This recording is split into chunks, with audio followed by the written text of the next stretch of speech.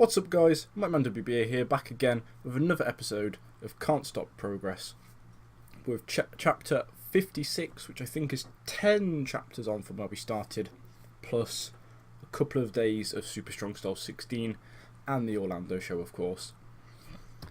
We are back in the south of England, a new venue for the series, a venue that Progress have just had a show booked for, and I think we'll get straight in. We're in front of a sold out 3,100 people at Alexandra Palace in Ali Pali in the south of England. Jim Smallman kicks us off, welcoming the crowd to chapter 56 and announcing the next natural progression series and some of the competitors. So this year it's going to be a 12-man tournament. We've got 2 surprise entries, which I'm not going to announce, and I'm just going to name the others here. We have got Leo Rush, James Drake, Drew Parker, Jack Sexsmith, Kid Lykos, Roy Johnson, Chris Brooks, Dan Maloney, and Lewis Gervin. So 10 young British and American talents with Leo Rush in there. Got Lewis Gervin doing great things in ICW. Dan Maloney in attack. Got both members of CCK who have just debuted. They will also be in the tournament. Fan favourites Sexsmith and Johnson. James Drake, who everybody hates just because. Drew Parker, another guy I think from Attack, a young lad who quite a lot of people are quite high on, and of course Leo Rush, we all know, just lost his CZW championship in real life, I believe, but enters this tournament for a chance at the Progress title, and we've got those 2 surprise names, one of which, because I haven't decided which one of 2 it's going to be yet, and another one because I just want to keep it a bit of a secret. It's nobody too massive, just like a surprise. But as we go into our first match of the night, following that 33E+ introduction from Jim, we go straight into the first round match of the Natural Progression series, where in a bout that had decent wrestling but little heat, James Drake defeats a faceless Drew Parker in 9 minutes 35 by pinfall, with a Mr. Mayhem, no idea what that is. Drew Parker unfortunately doesn't quite have a picture yet. I am waiting on him to get a picture from No Legs, the guy who does my picture pack for me. I say does my picture pack, it's his picture pack that I made him send me because it looks good.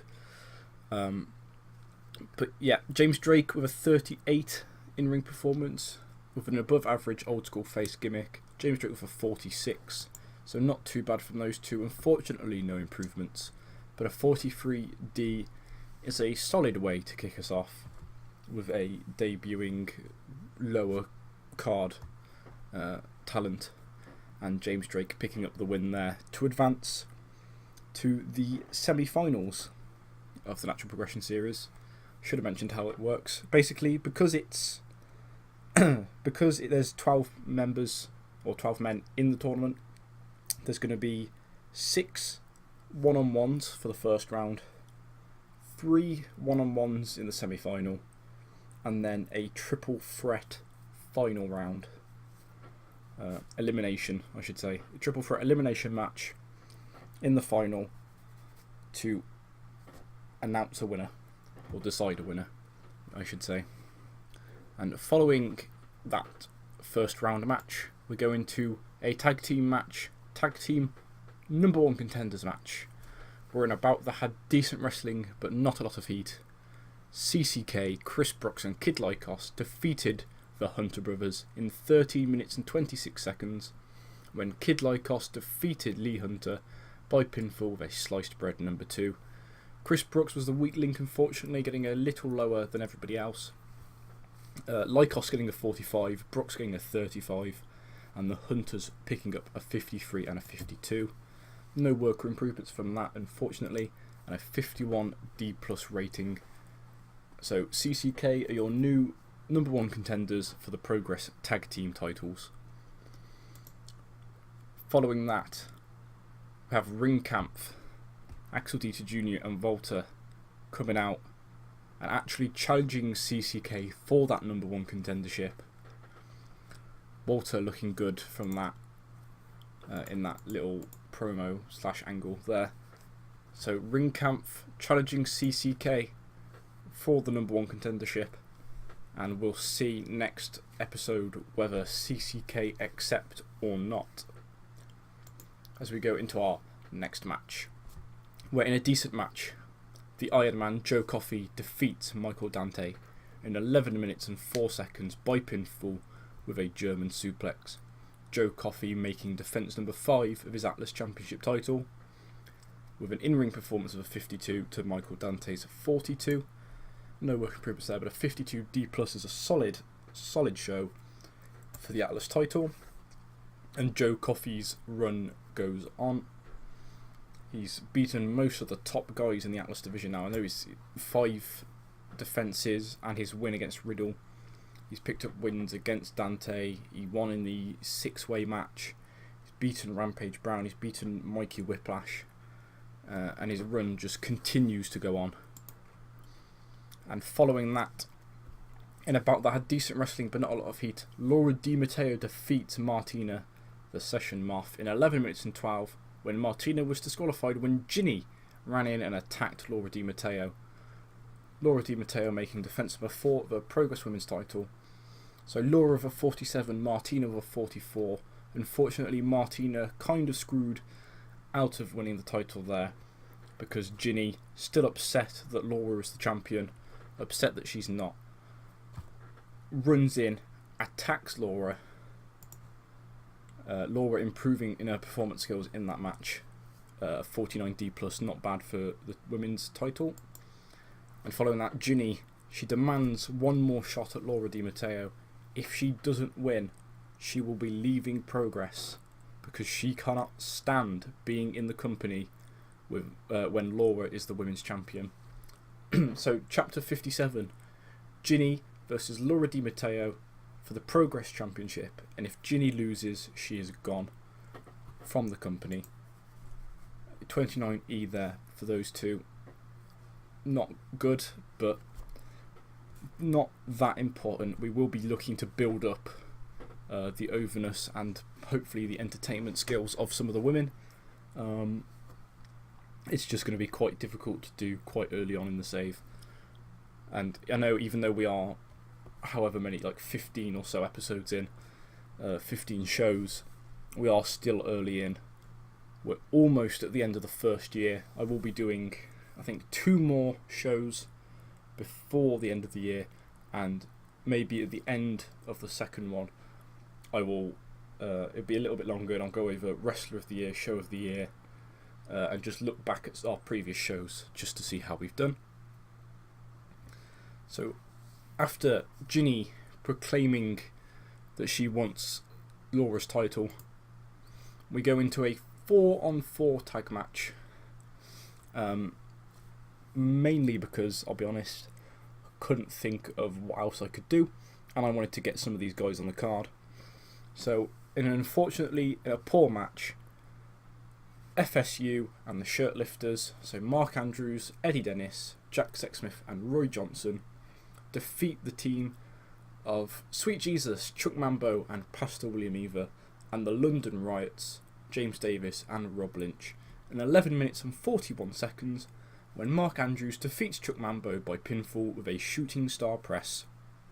And as you would expect, Mark Andrews head and shoulders above everyone else, although only getting a 50 in-ring performance, which isn't great, but compared to a 38 from Johnson, a 36 from Sexsmith, a 30 from Eddie Dennis, a 40 from Rob Lynch, a 39 from James Davis, a 34 from Pastor William Eva, and a 39 from Chuck Mambo, he is the best one there by 10 points.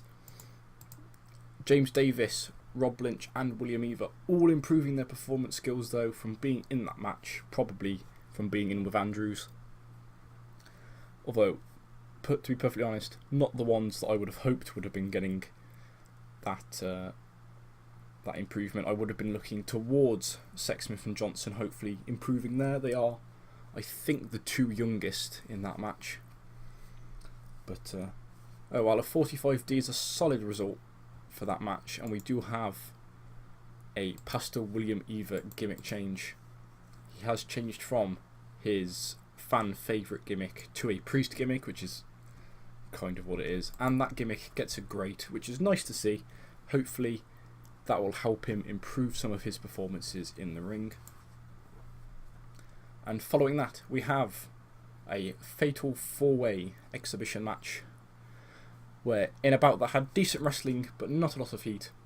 Liverpool's number one defeats Morgan Webster, Shane Strickland and Leo Rush in 15 minutes and 15 seconds when Zach Gibson defeats Flash Morgan Webster by submission.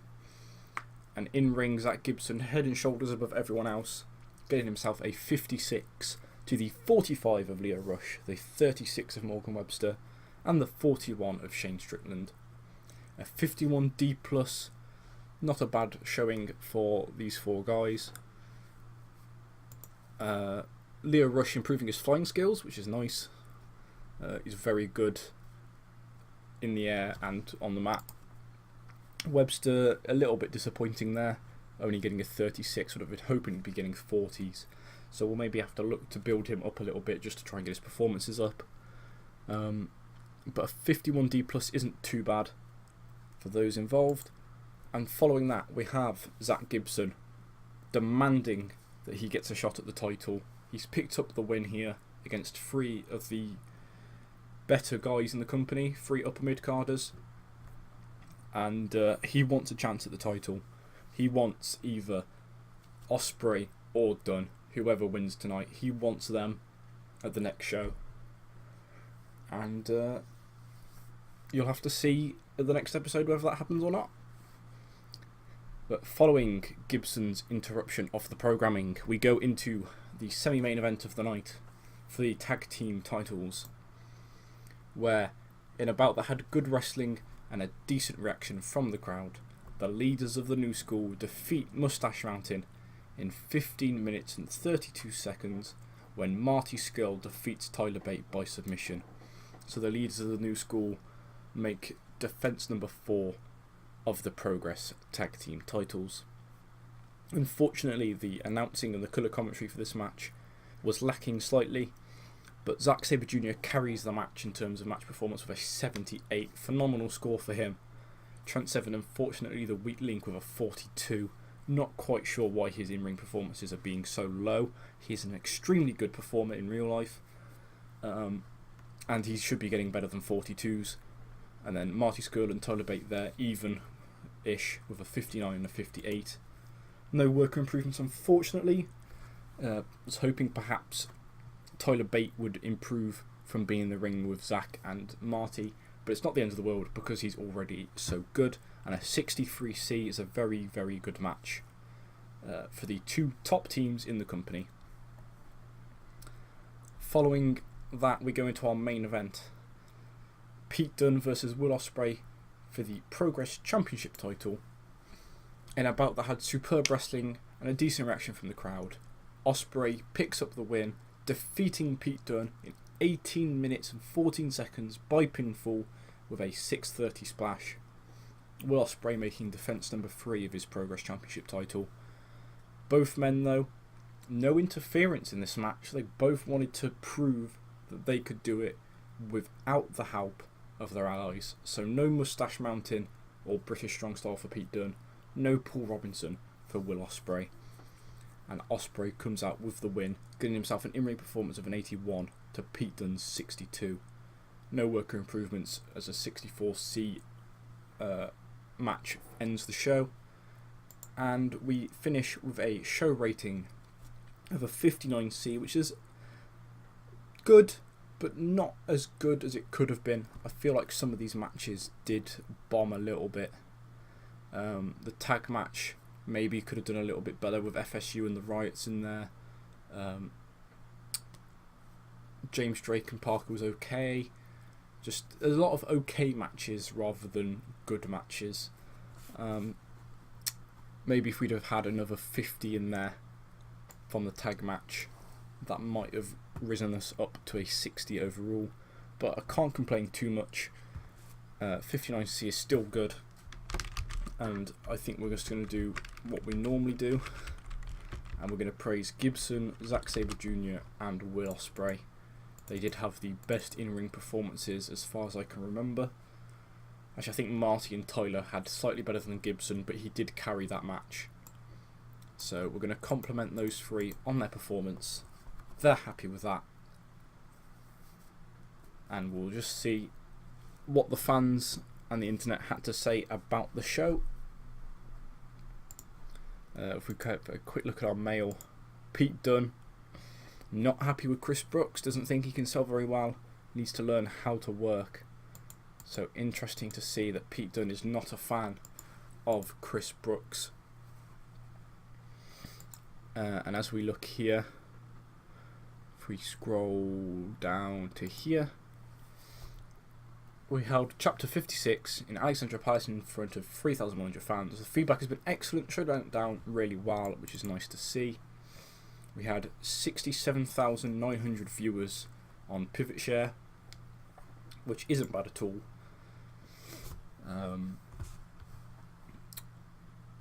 And with that, I think we will end this episode here. And I will see you guys soon with Chapter 57, and I will give you just a quick little spoiler on the Natural Progression series match from the next episode. That will be Jack Sexsmith versus one of our surprise entrants. I think I might have already said who it was. I can't remember. I've forgotten already. So if I can't remember who it is, then it must be a surprise. But with that, I'll see you guys soon. Thanks for watching, and goodbye.